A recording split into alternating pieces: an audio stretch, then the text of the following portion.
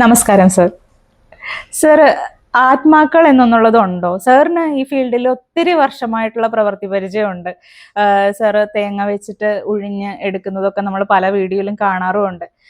സാറിന്റെ എക്സ്പീരിയൻസ് ഒന്ന് പറയാമോ? ആത്മാക്കളായിട്ടുള്ള സാറിന്റെ എക്സ്പീരിയൻസ്. ഗുരുശരണം. ആത്മാക്കളുണ്ടോയെന്ന് ചോദിച്ചാൽ ഉണ്ടെന്ന് പറയും, പക്ഷേ തെളിയിക്കാൻ ബുദ്ധിമുട്ടാണ്. മനസ്സിലായി. ഞാനിപ്പോൾ എനിക്ക് സന്തോഷം വരുന്നു എന്ന് ഞാൻ പറയുന്നു, എൻ്റെ മനസ്സിൽ സന്തോഷം വരുന്നു എന്ന് പറയും. അത് ഞാൻ അനുഭവിക്കുന്ന ഒരവസ്ഥയാണ്, വേറെ ആളോട് പറയാൻ പറ്റില്ല. പക്ഷേ നമ്മൾ കരയുന്നത് ബാക്കിയുള്ളവർക്ക് മനസ്സിലാകും. കരയുമ്പോഴത്തേക്കും സങ്കടം വരുമ്പോൾ ശരീരം മുഖമെങ്കിലും അത് കാണിക്കും. സന്തോഷം വരുമ്പോൾ മുഖം കാണിക്കണമെന്നില്ല. ഇപ്പോൾ അത് ഉള്ളിലായിരിക്കും ചിലപ്പോൾ. അതുപോലെ തന്നെ ഈ ആത്മാക്കൾ എന്ന് പറയുന്ന ഒരു എനർജിയാണ്, അത് നമുക്ക് അനുഭവിക്കാം. പക്ഷേ ആദ്യമൊന്നും നമുക്കും മനസ്സിലാകില്ല. എൻ്റെ അനുഭവത്തിൽ പറയുകയാണെങ്കിൽ, എന്നെ കോണ്ടാക്ട് ചെയ്യുന്ന മിക്കവർക്കും എന്തെങ്കിലും സൊല്യൂഷൻ പറഞ്ഞു കൊടുക്കുകയാണെങ്കിൽ അത്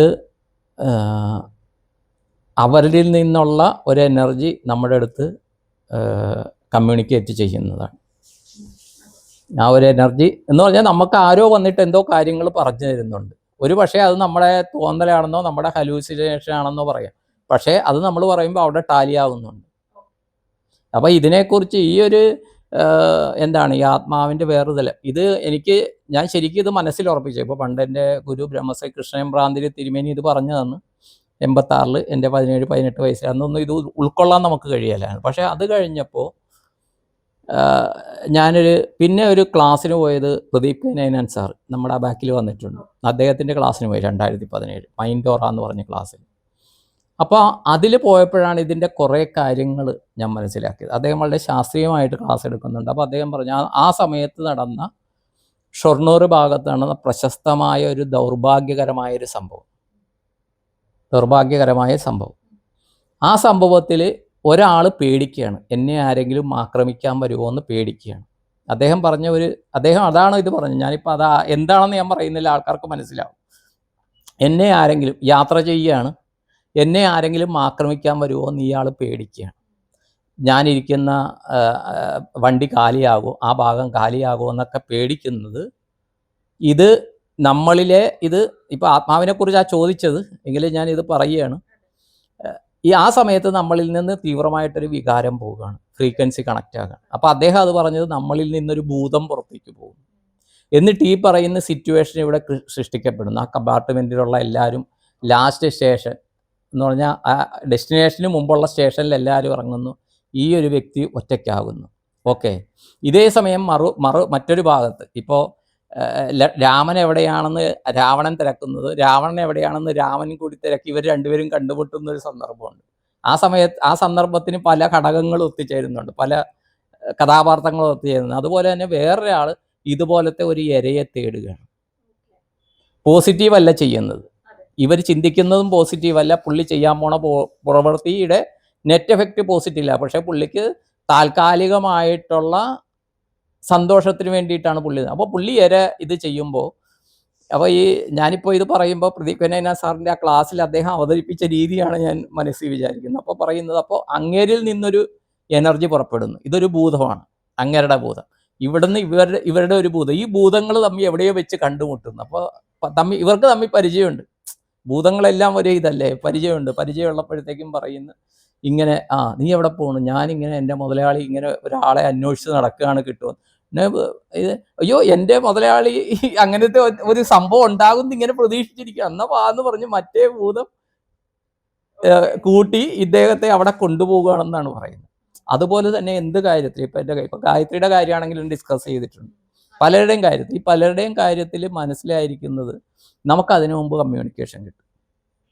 ഈ കമ്മ്യൂണിക്കേഷൻ കിട്ടണം. ഇപ്പോൾ ഗായത്രിയെക്കുറിച്ച് എനിക്കൊന്നും അറിയില്ല, ആദ്യം ഇത് ചെയ്യുമ്പോൾ ഗായത്രിയെക്കുറിച്ചൊന്നും അറിയില്ല, മനസ്സിലായി. അത് നിസ്സാരം ഞാൻ പറയാം. കുറേ നാളുകൾക്ക് ശേഷം, നമ്മൾ ഇൻ്റർവ്യൂ കണ്ടതിന് ശേഷം കുറേ നാളുകൾക്ക് ശേഷം ഞാൻ ഗായത്രിക്ക് ഒരു മെസ്സേജ് അയക്കുകയാണ്. അതെനിക്ക് ശരിക്കും അറിയാം. ആ മെസ്സേജ് ഞാൻ അയക്കണ ഗായത്രിക്ക് ഞാൻ കണ്ണൂരിൽ നിന്ന് തിരിച്ചു വരിക ഓണത്തിൻ്റെ അന്ന്. അപ്പോൾ പെട്ടെന്ന് ഞാനിങ്ങനെ വണ്ടിയിൽ എന്ന് പറഞ്ഞാൽ ഞാനിങ്ങനെ എനിക്ക് ഉറക്കം വരും. നാരായണനാണ് വണ്ടി ഓടിക്കുന്നത്, നാരായൺ ബിബൈ. അപ്പോൾ കണ്ണൂരിൽ നിന്ന് കോഴിക്കോട് വരണം ഞങ്ങൾക്ക്. അപ്പോൾ കോഴിക്കോട് നിന്ന് വരുന്ന ആ സമയത്താണ് ഗായത്രിക്ക് എന്തുണ്ട് ഗായത്രി വിശേഷം, കുറേ നാളായല്ലോ എന്ന് പറഞ്ഞിട്ട് ഞാൻ മെസ്സേജ് അയക്കുന്നത്. ആ സമയത്ത് ആരോ ഓർപ്പിക്കുകയാണ് ഗായത്രിയുടെ കാര്യം. ആ സമയത്ത് ഡെയിലി എനിക്ക് കുറെ കോളുകൾ വരാറുണ്ട്. പക്ഷെ ആ സമയത്ത് ഗായത്രി, പക്ഷെ ഇത് കഴിഞ്ഞ ഉടനെ തന്നെ ഗായത്രിനെ ഇത് കഴിഞ്ഞ ഉടനെ തന്നെ ഗായത്രിയുടെ ഗുരുവായൂരിലെ വീഡിയോ ഞാൻ കാണുകയാണ്. ആ ബാക്കിൽ കൊടുത്തത് സ്വന്തം അനുഭവം. ഒരു പക്ഷേ ഗായത്രിയുടെ കോള് ചെയ്ത് കഴിഞ്ഞപ്പോൾ ആ ഗായത്രിയുടെ നമ്പർ എന്തെങ്കിലും കണക്ഷൻ വെച്ചിട്ട് ആൽഗോരിതം വെച്ചിട്ട് ആ വീഡിയോ വന്നതാകാം. ആ ബാക്കി ഡിബേറ്റിലാണ് അത് കൊടുത്തത്. അബാക് ഡിബേറ്റ് ചെയ്യാൻ ഞാൻ ഇത് ചെയ്ത് വെച്ചിട്ടുണ്ട്. പക്ഷെ അബാക് മീഡിയയാണ് ആദ്യം കാണുന്നത്. പക്ഷേ ഗായത്രിനെ വിളിച്ച് കുറച്ച് കഴിഞ്ഞപ്പോഴത്തേക്ക് ഞാനിങ്ങനെ ഉറങ്ങാണ്ടിരിക്കാൻ, അവനും ഞാനുമാണുള്ളത്, ഞാൻ മുമ്പിൽ ഇരിക്കുമ്പോൾ ഉറങ്ങരുതല്ലേ, അതുകൊണ്ട് ഞാനിങ്ങനെ ഇടയ്ക്ക് വർത്തമാനം പറയാൻ, എനിക്ക് ബോറടിക്കാണ്ടിരിക്കാൻ ഇങ്ങനെ വീഡിയോ നോക്കുമ്പോൾ പെട്ടെന്ന് വരുന്നത് ഗുരുവായൂരപ്പനെ കുറിച്ച് ഗായത്രി പറയുന്ന രണ്ടാമത്തെ വീഡിയോ ആണ്. പിന്നെ അത് നോക്കി അത് രണ്ടാം ഭാഗം ഒന്ന് കണ്ടപ്പോഴത്തേക്ക് അതിൽ പോയി ആദ്യത്തെ ഭാഗം കണ്ട് അത് ഞാൻ സ്റ്റാറ്റസിലും ഇട്ട്. അത് കഴിഞ്ഞപ്പോഴാണ് ഗായത്രി എൻ്റെ മെസ്സേജ് കാണുന്നതെന്ന് തോന്നുന്നു. പിന്നെ അന്ന് വൈകിട്ട് നമ്മൾ തമ്മിൽ കണ്ടു.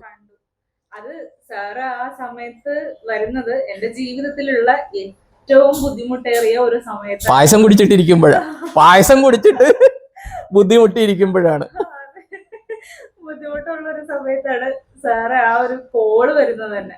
അത് എനിക്കൊരു സ്പിരിച്വൽ കണക്ഷൻ ആണ്. കാരണം എന്താന്ന് വെച്ച് കഴിഞ്ഞാൽ അത്രയും കഷ്ടപ്പെട്ട് ബുദ്ധിമുട്ടിയിരിക്കുന്ന ഒരു സമയത്ത്, മാനസികമായിട്ട് തളർന്നിരിക്കുന്ന സമയത്ത് ഇതേപോലെ ഒരു ഗുരു ആചാര്യൻ എന്നോട് പറഞ്ഞു, ഇതിന് ആപ്റ്റ് ആയിട്ടുള്ള ഒരാള് തേടി വരും എന്ന് പറഞ്ഞു. നിങ്ങൾ തേടി പോകേണ്ട ആവശ്യമില്ല, നിങ്ങളെ തേടി വരും എന്നുള്ളത്. അപ്പൊ എന്റെ മനസ്സിൽ ഭയങ്കര കൺഫ്യൂഷൻസ്. ഞാനിതൊന്നും ആരോടാ പറയുക, എന്താ ഞാൻ ചെയ്യേണ്ടത്, ഇതിനുള്ള സൊല്യൂഷൻ ഞാൻ എന്താ എടുക്കണ്ടേ എന്നുള്ളത്. പക്ഷെ സാർ എനിക്ക് കോൾ ചെയ്യാണ്, ഇത് അബാക്കിലെ ഗായത്രിയുടെ നമ്പർ തന്നെ അല്ലേ എന്നൊക്കെ ചോദിച്ച് സാറായിട്ട് എനിക്ക് സാറിന്റെ ഫേസ് എന്റെ മനസ്സിൽ വന്നു. പറയണോ, ഡിസ്കസ് ചെയ്യണോ, എന്താ ഞാൻ ചെയ്യണ്ടേ ഭഗവാനെ എന്നാണ് ഞാൻ വിളിച്ചത്. പക്ഷെ സാറിന് അത് കണക്ട് ആയി എന്നുള്ളത് എനിക്ക് ഇപ്പോഴും വിശ്വസിക്കാൻ പറ്റുന്ന മിറാക്കിളാണത്. അതാണ് ഞാൻ പറഞ്ഞത്. ആ സമയത്ത് ഗായത്രിക്ക് എന്തോ ആവശ്യങ്ങളുണ്ട്. ഈ സമയത്ത് ഗായത്രിയായിട്ട് ബന്ധപ്പെട്ട സോൾസ് ഉണ്ട്. ഗായത്രിയുടെ സോളല്ല, ഒരു പക്ഷേ അച്ഛൻ വഴിക്കുള്ളതാകാം, അമ്മ വഴിക്കുള്ളതാകാം, അല്ലെങ്കിൽ ഗായത്രിയുടെ പാസ്റ്റ് ലൈഫിലേക്ക് ഇതാകാം, അല്ലെങ്കിൽ ഗായത്രിയുടെ ഗുരുതുല്യരായിട്ടുള്ളവരാകാം സോൾസ്. ഇത് ഓട്ടോമാറ്റിക് എൻ്റെ തോട്ട്സിലേക്ക് കൊണ്ടുവരും. അല്ലെങ്കിൽ ഞാൻ അവിടെ വെച്ച് ഗായത്രിനെ ഓർക്കേണ്ട ഒരു കാര്യമില്ല. കാര്യം അബാക്കി പോകേണ്ടതോ ഒന്നും ഞാൻ വിചാരിക്കുന്നില്ല. അപ്പോൾ എൻ്റെ കയ്യിൽ അബാക്ക് ഇപ്പോൾ ഓരോരുത്തർ വിളിച്ചു. ഇപ്പോൾ അബാക്കിലെ ശില്പ മേഡം ഉണ്ടായ അവർ വിളിച്ചപ്പോൾ അബാക്ക് ശില്പ വന്നിടും. അപ്പോൾ അത് കഴിഞ്ഞപ്പോഴാണ് ഞാൻ അറിഞ്ഞത് ചിലർക്ക് അബാക്ക് നമ്പർ കൊടുത്തിട്ടുണ്ട്. അപ്പോൾ ഈ അബാക്കിന്റെ നമ്പരാണോ ഗായത്രിയുടെ നമ്പരാണോ എന്ന് എനിക്കറിയില്ല. അതുകൊണ്ടാണ് ഞാൻ ചോദിച്ചത് അബാക്കിലെ ഗായത്രിയുടെ നമ്പരാണോ എന്ന് ചോദിച്ചു. ഞാൻ മെസ്സേജ് ഇടാൻ കാര്യം അതാ. എനിക്ക് തോന്നുന്നു ആ സമയത്ത് 2 നമ്പറുണ്ട് എൻ്റെ കയ്യിൽ. അബാക്ക് ഗായത്രി എന്ന് പറഞ്ഞു 2 നമ്പർ ഉണ്ടായിരുന്നു. ഇത് രണ്ടിലും ഞാൻ മെസ്സേജ് ഇട്ടു. പക്ഷെ ആ സമയത്ത് എന്തുകൊണ്ടോ ഗായത്രിക്ക് മെസ്സേജ് ഇടണമെന്ന് എനിക്ക് തോന്നി. അതാണ് ഞാൻ പറയുന്നത്. ആ സമയത്ത് തോന്നിക്കുന്നുണ്ടല്ലോ, ഈ ആത്മാവെന്ന് പറയുന്നത് മുമ്പിൽ വന്ന് നിന്ന് ഇത് ചെയ്യണമെന്നില്ല. നമുക്ക് അത്രയ്ക്കും പവർ ഉണ്ടെങ്കിൽ നമുക്ക് കാണാം. ഇപ്പോൾ ഈ വായുവിൽ പൊടിപടലങ്ങൾ പറക്കുന്നുണ്ട്, മനസ്സിലായി, പൊടിപടലങ്ങൾ പറക്കുന്നുണ്ട്. പക്ഷേ ഈ പൊടിപടലങ്ങൾ നമുക്ക് കാണാൻ പറ്റണമെന്നില്ല. പക്ഷെ അതിനായിട്ടുള്ളൊരു ലൈറ്റ് വെച്ച് കഴിഞ്ഞാൽ ഈ പൊടിപടലങ്ങൾ പറക്കുന്നത് നമ്മൾക്ക് കാണാൻ പറ്റും. ഒരു പവർഫുൾ ആയിട്ടുള്ള ലൈറ്റ്, അല്ലെങ്കിൽ നമ്മുടെ ലൈറ്റിൻ്റെ അവിടെ നോക്കിക്കഴിഞ്ഞാൽ പൊടിപടലങ്ങൾ പറക്കണം. അതുപോലെ ഈ ആത്മാവെന്ന് പറയുന്നത് എനർജി. ഇപ്പോൾ മിന്നലെന്ന് പറയുന്നത്, മിന്നൽ വന്ന് അടിച്ചു കഴിയുമ്പോഴേ അറിയുള്ളൂ. അത്രയും നേരം ഈ വരുന്ന വഴവൊന്നും നമ്മൾ കാണുകയല്ല, ശരിയല്ലേ? അതുപോലെ ഈ ആത്മാവെന്ന് പറയുന്ന ഒരു എനർജി. ഈ ഇടയ്ക്ക് കഴിഞ്ഞ ദിവസം ഞാനൊരു സ്റ്റഡി വിട്ടായിരുന്നു, പെൻറ്റഗണിൻ്റെ റിപ്പോർട്ട്. ഭാസ്കരൻ നായർ, അജയൻ സാറിൻ്റെ ആ ഫേസ്ബുക്കിലെ ഒരു വീട്ടിരുന്നു. കാര്യം എന്ന് പറഞ്ഞാൽ ആത്മാക്കളുണ്ടെന്നുള്ളതിൻ്റെ തെളിവ് പെൻറ്റഗൺ കണ്ടുപിടിച്ച് കഴിഞ്ഞു. അവർ പുറത്ത് വിട്ടിട്ടില്ല ഇത്, മനസ്സിലായി. അവർ പല കാര്യങ്ങളിലും ഈ ആത്മാക്കളുണ്ടെന്ന് ഇത് ചെയ്ത്. അതുകൊണ്ട് ഉണ്ടോ എന്ന് ചോദിച്ചു കഴിഞ്ഞാൽ തീർച്ചയായിട്ടും ഉണ്ട്. പല ആൾക്കാരും, ഇപ്പം ഞാൻ ചിലരെ ചില ദിവസം ഞാൻ മെസ്സേജ് ഇടും. ആ മെസ്സേജ് ഇടുമ്പോൾ ഇപ്പോൾ 2000-ഓളം പേര് എൻ്റെ ഇതിനകത്ത് ഈ യൂട്യൂബിൽ അബാക്കിൽ വന്നതിന് ശേഷം കോൺടാക്റ്റിലുണ്ട്. അപ്പോൾ ഈ യൂട്യൂബിൽ വന്നതിന് ശേഷം അറിയാനായിട്ട് ഞാൻ വൈറ്റിൽ നിന്നിടും. അതിന് മുമ്പ് ബാങ്കിൻ്റെ കോൺടാക്റ്റ് ഉണ്ട്, കസ്റ്റമർ, ബാങ്ക് സ്റ്റാഫ്. അപ്പോൾ അതിനെല്ലാം ഓരോ കോഡുണ്ട്. അപ്പോൾ ഈ വൈറ്റിൽ നിന്ന് ഞാൻ ഇടും. പിന്നെ ഇപ്പോൾ ഗായത്രിയൊക്കെ ആകുമ്പോഴത്തേക്കും കുറേ പരിചയം ആകുമ്പോൾ പിന്നെ വൈറ്റ് ഞാൻ മാറ്റും. കാര്യം ഇടയ്ക്കിടയ്ക്ക് ഇതാകുമ്പോൾ ആരാണെന്ന് മനസ്സിലാവും. അപ്പോൾ ഈ അവരുടെ കാര്യം ആരോ വന്ന് എന്നെ ഓർമ്മിപ്പിക്കുന്നുണ്ട്, അവരുടെ കാര്യം ഓർമ്മിക്കുന്നുണ്ട്. അപ്പം ഞാൻ വിചാരിക്കുന്ന അവരുമായിട്ട് ബന്ധപ്പെട്ട സോൾസാണ്. ഒരു പക്ഷേ ഏതെങ്കിലും നമ്മളിപ്പോൾ മിനിമം ഒരു 1,00,000 ജന്മമെങ്കിലും നമ്മൾ എടുത്ത് കാണും. കാര്യം മനുഷ്യൻ 4 ലക്ഷം ജന്മം എടുക്കുന്ന പറയും. മനുഷ്യനായിട്ട് 4 ലക്ഷം ജന്മം എന്ന് പറഞ്ഞാൽ 80 ലക്ഷം യോനികളിലൂടെ കടന്നു പോയിട്ട്. വൃക്ഷം കഴിഞ്ഞിട്ട് ജെൻഡർ എന്ന് പറഞ്ഞാൽ മെയിൽ ആൻഡ് ഫീമെയിൽ, ആ ജെൻഡറിലൂടെ ആ പ്രോസസ്സ് പോകുമല്ലോ, അത് 80 ലക്ഷം യോനികളിലൂടെ പോകുന്ന പറയുന്നത്. അത് കഴിഞ്ഞിട്ട് 80 ലക്ഷം യോനി കഴിഞ്ഞിട്ട് ഓട്ടോമാറ്റിക്കായിട്ട് മനുഷ്യൻ എന്നുള്ള അവസ്ഥയിലേക്ക് എത്തും. ഈ മനുഷ്യൻ എന്നുള്ള അവസ്ഥയിൽ എത്തിക്കഴിഞ്ഞാൽ പിന്നെ 4 ലക്ഷം ജന്മം കൊണ്ട് ഇവൻ യൂണിവേഴ്സൽ ഇതിനോട് ചേരും. ചിലർ അതിനു മുമ്പ് ചിലർ സ്പിരിച്വൽ കണക്ഷൻ വെച്ച് ചേരും. അപ്പോൾ 4 ലക്ഷം ഇതിലൂടെ പോകുന്ന അതിൻ്റെ 4ലൊന്ന് 1 ലക്ഷമെങ്കിലും ആയാലുവേ ആത്മാവുണ്ടെന്നും ഇങ്ങനത്തെ കാര്യങ്ങൾ നമുക്ക് വിശ്വാസം എന്ന് പറഞ്ഞാൽ ഇതുണ്ട്, തേടി നടക്കുന്നു. നമ്മൾ പൂർണ്ണമായിട്ട് തൃപ്തരല്ല, തേടി നടക്കുന്നു എന്നുള്ള അവസ്ഥയിൽ നമ്മൾ എത്തുള്ളൂ. ഈ പറയുന്നത് നമുക്ക് ടെസ്റ്റ് ചെയ്യാം. ഇത് പറയാത്ത എന്താണെന്ന് വെച്ച് കഴിഞ്ഞാൽ ഇപ്പോൾ കുറേ പേര് ഇത് വെച്ച് പേടിക്കുന്നുണ്ട്. ഇന്നലെ ഞാൻ തൊറൂര് പോയി. അപ്പോൾ തൊറൂര് പോയപ്പോൾ ഒരു പാർട്ടി പറയുന്നത് എന്താണെന്ന് വെച്ച് കഴിഞ്ഞാൽ യൂട്യൂബ് കണ്ടിട്ട് നേരത്തെ പരിചയമുള്ള അവരുടെ വീട്ടിൽ സൗണ്ട് ഉണ്ടാകും. ഞാൻ ചോദിച്ചു പൈപ്പിൻ്റെ ഒക്കെ അല്ലേ എന്ന് ചോദിച്ചല്ല, പക്ഷേ പകൽ സമയത്തും രാത്രി സമയത്തും ഇവരുടെ വീട്ടിൽ സൗണ്ട് ഉണ്ടാകുന്നുണ്ട്. എന്തോ സൗണ്ട് അടുക്കളയുടെ ഭാഗത്താണോ ബെഡ്റൂമിൻ്റെ ഭാഗത്താണെന്ന് അറിയില്ല. അപ്പോൾ അവരുടെ ചേച്ചിയുണ്ട്, പ്രേമ എന്ന് പറഞ്ഞാൽ എൻ്റെ കൂടെ പഠിച്ചതാണ്. അപ്പോൾ ആ പ്രേമയുടെ അനിയത്തിയുടെ വീട്ടിലാണ്. അപ്പോൾ പ്രേമയും പറയുന്നുണ്ട് ഞങ്ങൾ പോകുമ്പോൾ ഞങ്ങളും ഇത് കേൾക്കുന്നുണ്ട്, എന്തോ ഈ പടക്കം പൊട്ടുന്ന പോലെ. ഇപ്പോൾ അവിടെ തൊറൂർ ക്ഷേത്രമുണ്ട്, മഹാക്ഷേത്രം, അവിടെ ഇടയ്ക്ക് കഥന പൊട്ടും, ഭയങ്കര സൗണ്ട്, അതുപോലെ സൗണ്ടാണെന്നാണ് കേൾക്കണം. പക്ഷേ ആ സമയത്തല്ല പൊട്ടണം. അപ്പോൾ ചില സൗണ്ടുകൾ ഉണ്ടാകും, ചില നമ്മൾ അറ്റൻഷൻ സീക്കിങ്ങിന് ചില വൈബ്രേഷൻസ് ചിലയിടത്തുണ്ടാക്കും. ഇപ്പോൾ നിസ്സാരം മിക്കവരുടെയും ജീവിതത്തിൽ ഇത് സംഭവിച്ചുകൊണ്ട് നമ്മൾ ഭയങ്കരമായിട്ട് വിഷമിച്ചിരിക്കുകയാണെന്ന് വെച്ചാൽ, അല്ലെങ്കിൽ നമ്മൾ ഏതെങ്കിലും ഒരു കാര്യത്തിനെ കുറിച്ച് നമ്മൾ ആലോചിച്ചിട്ടുണ്ടിരിക്കും, ഇതിനെന്താണ് ഒരു പോംവഴി എന്താണെന്ന് ആലോചിച്ചുകൊണ്ടിരിക്കുമ്പോൾ നമുക്ക് ഒരു അറ്റൻഷൻ സീക്കിങ്ങിന് എന്തോ ഒരു ഇൻസിഡൻറ്റ് അവിടെ ഉണ്ടാകും. ഒന്നുകിൽ ആ സമയത്ത് എന്തെങ്കിലും ഒരു ബുക്ക് എടുത്ത് നോക്കാൻ തോന്നും, ഇല്ലെങ്കിൽ ആ സമയത്ത് വേറെ എന്തെങ്കിലും ഒരു സംഭവം, എന്തെങ്കിലും ഒരു സൗണ്ട് അല്ലെങ്കിൽ കഥക് തുറക്കാൻ തോന്നും. പലരുടെയും ജീവിതത്തിൽ ഇത് സംഭവിച്ചു കാണും. ഇതിൻ്റെ ഇടയ്ക്കൊരു മീഡിയമുണ്ട്, ഇതാണ് സോൾ.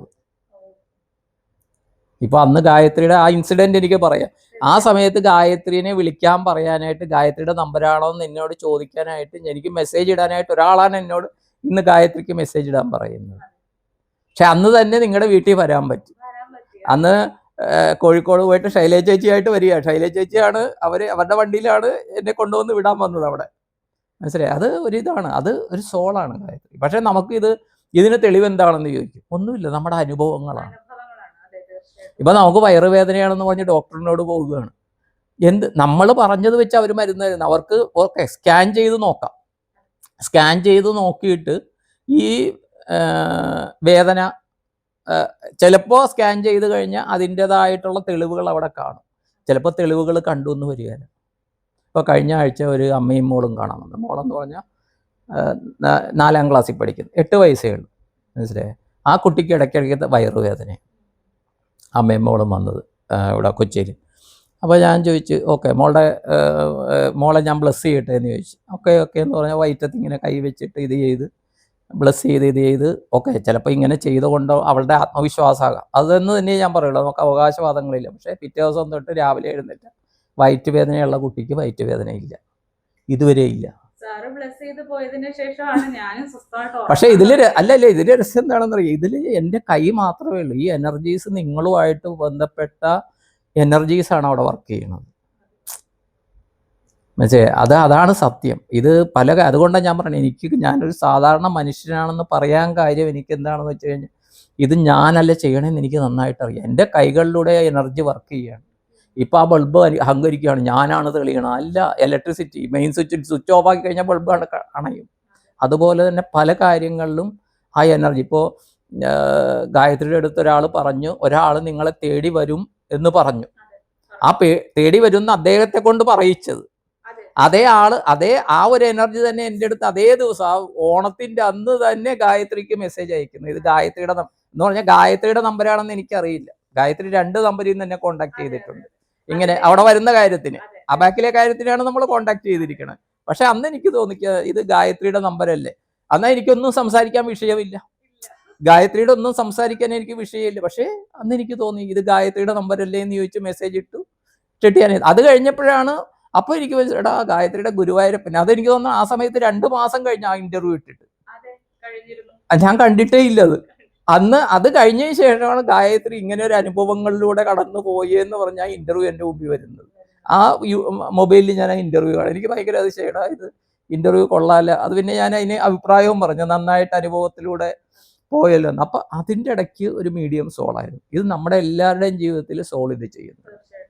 സാർ അതേപോലെ വീട്ടിൽ വന്നപ്പോഴും എവിടെ ഗുരുവായൂരപ്പന്റെ അടുത്ത് പോയിട്ടാണ് അവിടെ സാർ ആദ്യം വന്ന ഉടനെ ഗുരുവായൂരപ്പൻ എവിടെയെന്ന് ചോദിച്ചത്. ഒരുപക്ഷെ ആ ഗുരുവായൂരപ്പനാകാം എത്തിച്ചത് അവിടെ. കാര്യം ആ ഒരു ഇത് പറയുമ്പോഴായിരിക്കും ഞാൻ ഇമോഷണൽ ആകുന്നത്. ആ ഗുരുവായൂരപ്പനാകാം അവിടെ എത്തിച്ചത്. കാര്യം നമ്മൾ എന്തൊക്കെ നമ്മൾ പറഞ്ഞു, നമ്മുടെ അടുത്ത് തെളിവില്ല, ദൈവം ഉണ്ടെന്നുള്ളതിന് തെളിവില്ല, അമ്പലത്തിൽ പോയില്ല എന്ന് പറഞ്ഞിട്ട് അനുഗ്രഹങ്ങൾ പോയാൽ മാത്രമേ, അതൊന്നുമില്ല, ആ ഒരു ഇതൊന്നുമില്ല. പക്ഷേ എന്തോ ഒരു ശക്തിയുണ്ട്. ഈ ശക്തി നമ്മൾ ചൊല്ലുന്ന പ്രാർത്ഥനയ്ക്കുള്ളിലോ നമ്മൾ പറയുന്ന മന്ത്രത്തിനുള്ളിലോ ഒതുങ്ങി നിൽക്കുന്നതാണെന്ന് നമ്മൾ ചിന്തിക്കുന്നതാണ് വിഡ്ഢിത്തം. അതിൽ പത്മപാദറുടെ ഒരു കഥ പറയുന്നുണ്ട്. പത്മപാദർ എന്ന് പറഞ്ഞ് ഇദ്ദേഹം നരസിംഹന്റെ വലിയ ഭക്തനായിട്ട് ഇദ്ദേഹം ഏതോ വനത്തിൽ ഇങ്ങനെ ഒറ്റക്കാലിൽ തപസ് ചെയ്യുകയാണ്. നരസിംഹത്തിനെ പ്രത്യക്ഷപ്പെടുത്തണം. ഇങ്ങനെ ഗോവിന്ദ ഭഗവത്പാദരുടെ ശിഷ്യനാണ് പത്മപാദർ എന്ന് അറിയില്ല, എൻ്റെ ഗുരു പറഞ്ഞ് കേട്ട ഒരു അറിവാണ്. പറയുന്നതിൽ ഏറ്റക്കുറച്ചിലുണ്ടെങ്കിൽ ക്ഷമിക്കുക. ഇത് പറയാൻ പോണ പോയിന്റ് വേറെ. അപ്പൊ ഇങ്ങനെ നിന്ന് ഭക്ഷണവും കഴിക്കുന്നില്ല. ഇത് വന്നപ്പോൾ അവിടുത്തെ ഒരു ആദിവാസിക്ക് വിഷമം വന്നിട്ട് നിങ്ങൾ എന്താ തമ്പ്ര ഇങ്ങനെ നിൽക്കണേന്ന് ചോദിച്ചു. അപ്പോൾ പറഞ്ഞു, ഇല്ല, ഞാൻ നരസിംഹത്തിനെ പ്രത്യക്ഷപ്പെടുത്താനാണ്. നരസിംഹം എവിടെയോ ഉണ്ടെന്ന് പറഞ്ഞു. അഹോബിലം ഭാഗത്തോ മറ്റോ ആണ് തപസ് ചെയ്തതെന്നാണ് പറയപ്പെടുന്നത്. അപ്പോൾ നരസിംഹത്തിനെ പ്രത്യക്ഷപ്പെടുത്താനാണ് ഞാൻ തപസ് ചെയ്യണമെന്ന് പറയുന്നു. പിന്നെ ഇദ്ദേഹം ചോദിച്ചു, ഈ കാട്ടിൽ എന്തുണ്ടെങ്കിലും എനിക്കറിയാം, മനസ്സിലായി, എന്തു വേണം, ആരെ വേണമെങ്കിലും ഞാൻ കൊണ്ടുവന്നറിയാം, എന്താ തമ്പ്രാന് വേണ്ടതെന്ന് പറ, എങ്ങനെ ഇരിക്കും, ഈ ആളെ കാണാൻ എങ്ങനെ ഇരിക്കും എന്നാണ് ചോദിക്കുന്നത്. അപ്പോൾ പറയണത്, നിങ്ങൾക്കതൊന്നും പറഞ്ഞാൽ മനസ്സിലാകില്ല, അത് സംസ്കൃതത്തിലാണ് നരസിംഹത്തിനെ സ്തുതിക്കണ ശ്ലോകമുള്ളത്, നിങ്ങൾക്കൊന്നും പറഞ്ഞാൽ ആദിവാസികൾ നിങ്ങൾക്ക് മനസ്സിലാകാമെന്ന് പറയും. ഉടനെ ഇങ്ങേർക്ക് ഈ ആൾ നിൽക്കണ കണ്ടിട്ട് വിഷമം വന്നിട്ട് ഇങ്ങനെ നരസിംഹ എന്ന് പറയുന്നത് തിരക്കി നടക്കുക ഇങ്ങനെ. അപ്പൊ ഇങ്ങനെ പോകുമ്പോൾ ഒരു രൂപം മുന്നിലോട്ട് വരുന്നത്, സിംഹവും മനുഷ്യരും എന്നുള്ള ഈ നരസിംഹം ഈ മനുഷ്യന്റെ മുമ്പിൽ പ്രത്യക്ഷപ്പെട്ടു. ഉടനെ ചോദിച്ച് നരസിംഹ അത് തലയാട്ടി. ഉടനെ ഇതിന് കയറ് വെച്ച് വരിഞ്ഞു കെട്ടിയിട്ട് പത്മപാദരുടെ മുമ്പിൽ പിടിച്ചുകൊണ്ട് വന്നിരിക്കുക. എന്നിട്ട് ചോദിക്കുകയാണ്, ഇതാണോ നിങ്ങൾ വിളിക്കുന്ന നരസിംഹം?